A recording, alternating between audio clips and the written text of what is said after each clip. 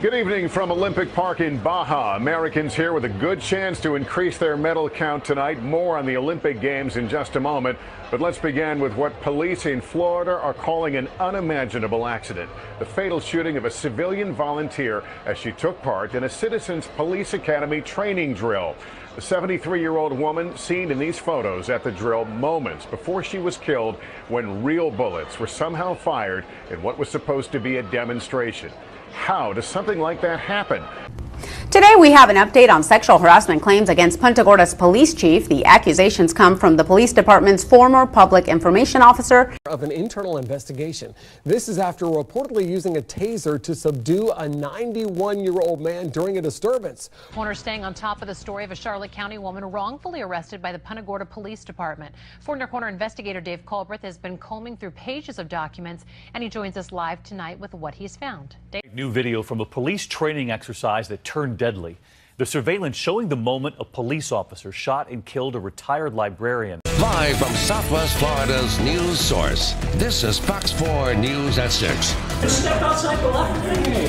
Well, things getting heated at a community meeting in Punta Gorda today. Tempers flaring during the regular Coffee with a Cop forum. When real bullets were somehow fired in what was supposed to be a demonstration. How does something like that happen? How does something like that happen? How does something like that happen? How does something like that happen? And Private First Class Katie Heck in the studio with us right now. How you doing? Great. We're great.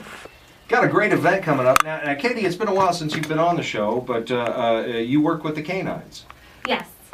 One of the great things about what's going on right now is you're going to have a chance to see Jedi again in action, which was my former police canine. That's right, yeah. He is now being handled by my younger brother, who also works for our department. Yes. Wow, that's cool. Kind of little family affair there. Yes. The former police captain shared on the stand. I went over the nomenclature of the weapon itself. The fact that even though these are detergent rounds, they are live rounds. That night, the then captain also inspected the simulation gun given to Mary Knowlton, along with a detective. Cleared it, made sure that the magazine was clear. Then took out one at a time, handed it to him, he checked it again, and then placed it into the magazine. Okay, and so would you consider that to be a safety check?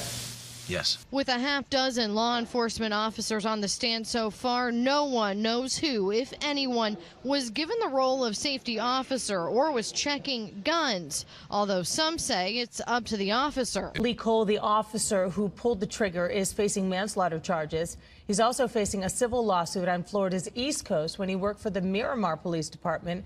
A man is suing Cole for pulling him from the back of a police car by his ankles.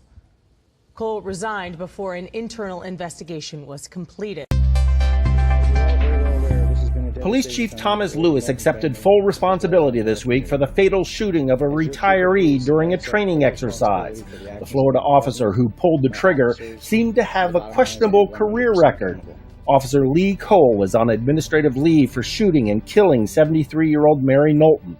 Earlier this week, Cole was investigated regarding an arrest in October 2015, during which a man was mauled by his police dog for several minutes. But in June, the dashcam video of Cole's dog attacking the man went viral, and the Punta Gorda police began receiving death threats. Cole was asked to resign from his previous job with the Florida Police Department in 2013 for failure to satisfactorily complete the agency field training program.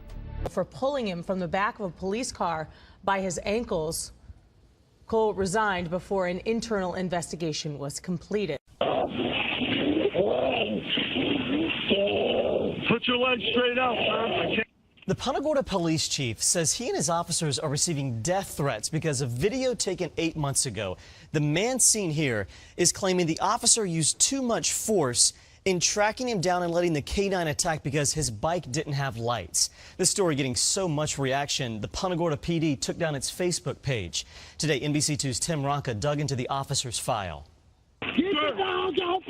Now. This video has now been seen across the country, and Police Chief Tom Lewis is now getting threats both over the phone and in emails like this one, which says, quote, "I hope Tom is shot in the face." I have people calling me at home at night on my cell phone, emails.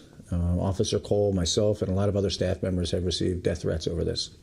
He says the negative response is largely coming from outside the city, but around Punta Gorda, he's seeing mostly support. The police department is always open to criticism. Bottom line is we don't always get it right. The video has called into question the background of Officer Lee Cole, which, according to personnel files we obtained, shows he once had his badge stripped after accusations of excessive force. This while he worked for Miramar Police. However, an investigation showed he simply made 2 policy violations. Other than that, he has positive reviews in Punta Gorda. But an attorney representing the man in the video thinks Cole is still too aggressive. Well, I think the video shows a clear excessive use of force. Chief Lewis has doubled down on the defense of his department, writing a letter to the community saying Cole has been retrained and the canine policy made more clear. We took immediate action. We reviewed it the very next day. We took Spirit out of service.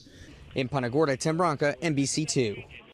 Good evening from Olympic Park in Baja. Americans here with a good chance to increase their medal count tonight. More on the Olympic Games in just a moment.